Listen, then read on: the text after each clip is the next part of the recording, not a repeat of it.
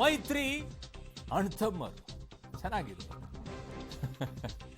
ಚುನಾವಣೆಯ ಮುಂಚಿತವಾಗಿ ಒಂದು ರೀತಿಯಾಗಿರುತ್ತೆ, ಚುನಾವಣೆ ಆದ ಮೇಲೆ ಇನ್ನೊಂದು ರೀತಿಯಾಗಿರುತ್ತೆ.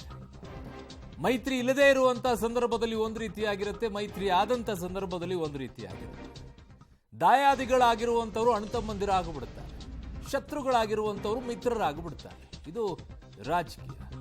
ಕಾಂಗ್ರೆಸ್ ಜೆಡಿಎಸ್ ಮೈತ್ರಿ ಆದಾಗಲೂ ಇದೇ ರೀತಿಯಾದಂತ ಮಾತುಗಳು ಬಂದಿತ್ತು. ಈಗ ಬಿಜೆಪಿ ಜೆಡಿಎಸ್ ಮೈತ್ರಿ ಆದಾಗಲೂ ಇದೇ ರೀತಿಯಾದಂತ ಮಾತುಗಳು ಬರ್ತಾ ಇದೆ. ಒಂದು ಹೆಜ್ಜೆ ಮುಂದೆ ಹೋಗಿದೆ.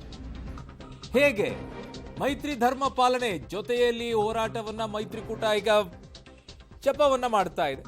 ಜೆಡಿಎಸ್ ಮತ್ತು ಬಿಜೆಪಿ ಮೈತ್ರಿ ಧರ್ಮ ಪಾಲನೆಗೆ ಅಮಿತ್ ಶಾ ಅವರು ಎಚ್ಚರಿಕೆಯನ್ನ ಕೊಟ್ಟಿದ್ದಾರೆ.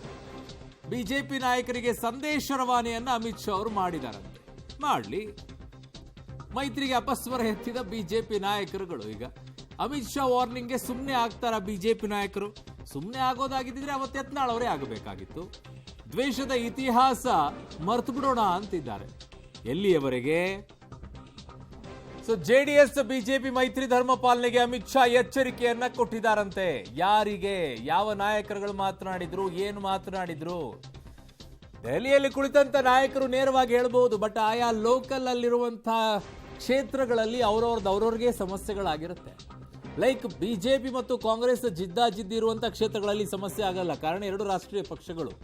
ಸಮಸ್ಯೆ ಎಲ್ಲಾಗುತ್ತೆ ಅಂತಂದ್ರೆ ಒಂದು ರಾಷ್ಟ್ರೀಯ ಪಕ್ಷದ ಜೊತೆಗೆ ಒಂದು ಪ್ರಾದೇಶಿಕ ಪಕ್ಷ ಮೈತ್ರಿಯನ್ನ ಮಾಡಿಕೊಂಡಾಗ ಅಲ್ಲಿ ಪ್ರಾದೇಶಿಕ ಪಕ್ಷದ ನಾಯಕರು ರಾಷ್ಟ್ರೀಯ ಪಕ್ಷದ ನಾಯಕರ ಜೊತೆಗೆ ಹೊಂದಾಣಿಕೆಯನ್ನ ಮಾಡಿಕೊಂಡು ಅವನ ಕ್ಷೇತ್ರ ಅವನು ಕಳ್ಕೊಳ್ಳೋಕೆ ಹೆಂಗ್ ತಯಾರಿರ್ತಾನೆ?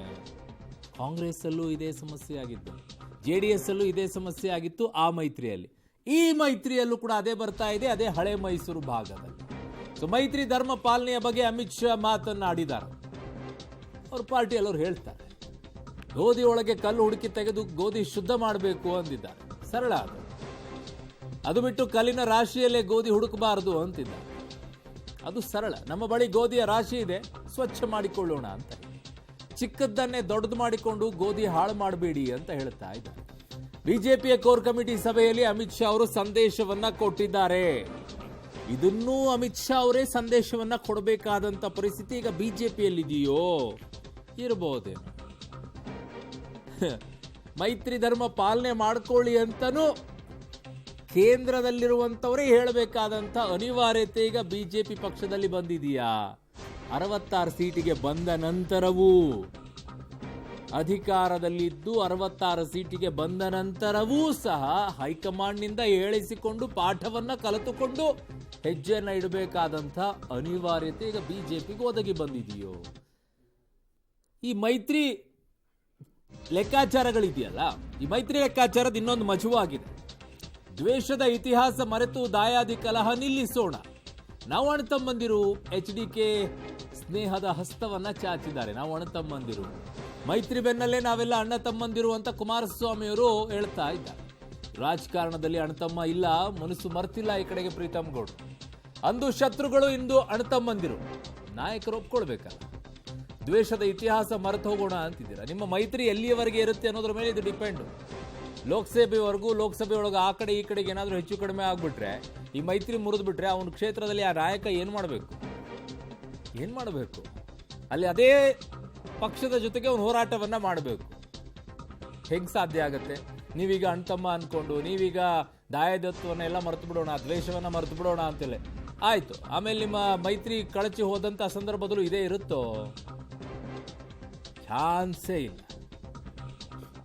ಅದಕ್ಕೆ ಆ ನಾಯಕರುಗಳು ಆಯಾ ಕ್ಷೇತ್ರಗಳಲ್ಲಿ ಅವರವ್ರದ್ದು ನೋಡ್ಕೊಳ್ಬೇಕಾಗುತ್ತೆ. ಅದಕ್ಕೆ ಪ್ರೀತಮ್ ಗೌಡ್ರು ಅವ್ರ ಕ್ಷೇತ್ರದಲ್ಲಿ ಹೇಳ್ತಾ ಇದ್ದಾರೆ. ಸೊ ಅವರ ಕ್ಷೇತ್ರದಲ್ಲಿ ಹೇಳ್ತಾ ಇರುವಂತಹ ವಿಚಾರ, ದ್ವೇಷದ ಇತಿಹಾಸವನ್ನ ಮರೆತು ದಾಯಾದಿ ಕಲಹ ನಿಲ್ಲಿಸೋಣ ಅಂತಿದೆ. ಹೆಂಗ್ ನಿಲ್ಸಕ್ಕಾಗತ್ತೆ? ಹೆಂಗ್ ನಿಲ್ಲಿಸ್ತಾರೆ ಅಂತ? ನಿಲ್ಸಕ್ಕಾಗತ್ತಾ? ಗೊತ್ತಿಲ್ಲ. ಈಗ ಆ ನಾಯಕರುಗಳು ಹೇಳ್ತಾ ಇರುವಂತದ್ದು ಏನು ಅಂತೇಳಿ ನೋಡೋಣ ಏನ್ ಮಾತಾಡಿದ್ದಾರೆ. ಪದೇ ಪದೇ ಪ್ರೀತಮ್ ಗೌಡ್ರು ಹಾಸನ ಮಂಡ್ಯ ಬಿಜೆಪಿಗೆ ಬೇಕು. ಅವರು ನಮ್ಮ ಸ್ನೇಹಿತರೆ, ಅವ್ರನ್ನೇ ನಿಲ್ಲಿಸಬೇಕು ಅಂದ್ರೆ ನಿಲ್ಸೋಣ, ಬನ್ನಿ. ಅವರೇ ನಿಲ್ಲಬೇಕು ಅನ್ನೋ ಆಸೆ ಇದೆ, ಚರ್ಚೆ ಮಾಡೋಣ. ಅವ್ರನ್ನೇ ನಿಲ್ಲಿಸಬೇಕು ಅಂತ ನಿಲ್ಸೋಣ ಅಂತ. ದ್ವೇಷ ನಾವು ಅವರು ಅಣ್ತಮ್ಮದ ಥರ ಹೋಗ್ಬೇಕಲ್ವಾ? ಪಾಪ ಯಾರ್ಯಾರೋ ಅವ್ರ ಮನಸ್ಸಿನ ಮೇಲೆ ಇನ್ನೂ ಅವ್ರಿಗೂ ಎಂಗೇಜು, ಪಾಪ ಮಾತನಾಡ್ತಾರೆ, ಮಾತಿನ ಬಿರುಸು.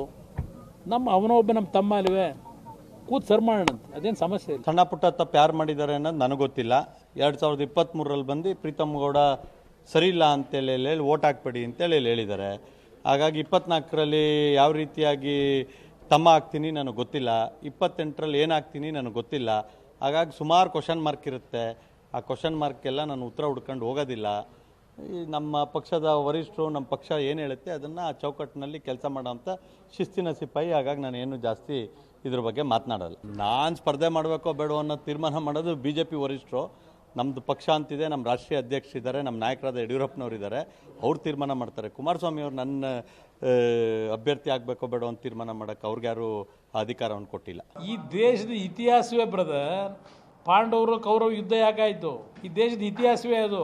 ಅಣ್ಣ ತಮ್ಮಂದ್ರು ಹೊಡೆದಾಟನೇ ನಡೆಯೋದು ಈ ದೇಶದ ಇತಿಹಾಸ. ಮಣ್ಣಿನ ಗುಣ, ದಾಯದ ಈ ಕಲಾ ಅದು ನಡೀತಾ ಇರ್ತದೆ. ಅದರಿಂದ ಅದಕ್ಕೇನು ನಾವು ವಿಶೇಷವಾಗಿ ಅದಕ್ಕೇನು ಅರ್ಥೈಸಬೇಕಾಗಿಲ್ಲ. ಹೌದು, ಈಗಲೂ ನಾನು ತಮ್ಮ ಅಂತಲೇ ಹೇಳ್ತೀನಿ. ಯಾಕೆಂದ್ರೆ ನಾವು ಈಗ ಒಂದಾಗಿ ಕೆಲಸ ಮಾಡಲೇಬೇಕಲ್ಲ. ದಾಯದ ಕಲಾ ಇಲ್ಲೂ ಇರ್ತದೆ, ಪ್ರತಿ ಮನೆಯಲ್ಲೂ ದಾಯದ ಕಲೆ ಇಲ್ವಾ? ಅದು ನಮ್ಮ ದೇಶದಲ್ಲಿ ಇರ್ತಕ್ಕಂಥ ಮಣ್ಣಿನ ಗುಣ ಅದು. ಅವ್ರು ಹೇಳಿಕೆ ಕೊಟ್ಟರು, ಅದಕ್ಕೆ ನಂದೇನು ತಗಲು ನಡೆದಿರೋ ಘಟನೆ ಹೇಳಿದ್ದಾರೆ. ಕಳೆದ ಚುನಾವಣೆ ಏನಾಯಿತು, ಮುಂದೇನಾಗುತ್ತೆ ಅಂತ ಹೇಳಿದ್ದಾರೆ. ಮುಂದಿಂದು ಭವಿಷ್ಯನೂ ಹೇಳಿದ್ದಾರೆ ಅವರು, ಏನಾಗುತ್ತೆ ಅಂತೇಳಿ. ಆ ಭವಿಷ್ಯನೂ ನೋಡೋಣ. ಬಹಳ ಇಂಟ್ರೆಸ್ಟಿಂಗ್ ಆಗಿದೆ. ನಾನಾಗಲೇ ಹೇಳ್ತಾ ಇದ್ದೆ, ಅವ್ರವ್ರ ಕ್ಷೇತ್ರಗಳನ್ನು ಅವ್ರು ನೋಡ್ಕೊಳ್ಬೇಕಾಗತ್ತೆ ರೀ. ನೀವು ನಾಯಕರುಗಳೇನೋ ಇಲ್ಲಿ ರಾಜ್ಯ ಮಟ್ಟದಲ್ಲೋ ಕೇಂದ್ರ ಮಟ್ಟದಲ್ಲೋ ಒಂದಾಗ್ಬಿಡ್ತೀರಾ, ಕೊನೆಗೆ ಅವ್ರ ಬುಡಕ್ಕೆ ಬರೋದು ಅವ್ರೇನು ಮಾಡಬೇಕು? ಅವ್ರ ರಾಜಕೀಯನೂ ಇಂಪಾರ್ಟೆಂಟೇ ಅಲ್ವಾ? ಸೊ ಹಾಗಿದ್ದಾಗ BJP ರಾಜ್ಯಾಧ್ಯಕ್ಷ ವಿಜೇಂದ್ರ ಅವರು ಏನು ಹೇಳಿದ್ದಾರೆ ನೋಡೋಣ. ಯಾರು ಏನೇ ಹೇಳಿದ್ರು ಸಹ ಕೇಂದ್ರದ ವರಿಷ್ಠರು, ರಾಜ್ಯದ ಮುಖಂಡರು, JDS ಪಕ್ಷದ ರಾಷ್ಟ್ರೀಯ ನಾಯಕರುಗಳು ಮತ್ತು ಮಾಜಿ ಮುಖ್ಯಮಂತ್ರಿಗಳಾಗಿರ್ತಕ್ಕಂಥ HD ಕುಮಾರಸ್ವಾಮಿ ಅವರು ಎಲ್ಲರೂ ಹಿರಿಯರು ಕೂತು ಚರ್ಚೆ ಮಾಡಿ ಅಂತಿಮ ತೀರ್ಮಾನ ಕೈಗೊಳ್ತಾರೆ.